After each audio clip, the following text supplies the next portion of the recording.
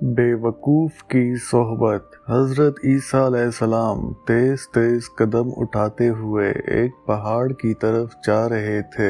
एक आदमी ने बुलंद आवाज़ से पुकार कर कहा, ऐ खुदा के रसूल अलैहिस्सलाम, आप इस वक्त कहाँ तशरीफ़ ले जा रहे हैं? वजह खौफ क्या है? आप अलैहिस्सलाम के पीछे कोई दुश्मन भी तो नज़र नहीं आता। हज़रत ईसा अलैहिस्सलाम ने फरमाया, मैं एक अहमक आदमी से भाग रहा हूँ, तू मेरे भागने में खलल मत डाल। इस आदमी ने कहा, या हजरत, आप क्या वो मसीहा नहीं हैं जिनकी बरकत से अंधा और बहरा शफायाब हो जाता है? आप अलैहिस्सलाम ने फरमाया, हाँ। इस आदमी ने कहा, क्या आप वो बादशाह नहीं हैं जो मुर्दे पर कलामे इलाही पढ़ते हैं और वो उठ खड़ा होता है? आपने फरमाया, हाँ। इस आदमी ने कहा, क्या आप वो नहीं हैं कि मिट्टी के परिंदे बनाकर इन पर दम कर दें तो वो इसी वक्त हवा में उड़ने लगते हैं? आप अलैहिस्सलाम ने फरमाया, बेशक मैं वही हूँ।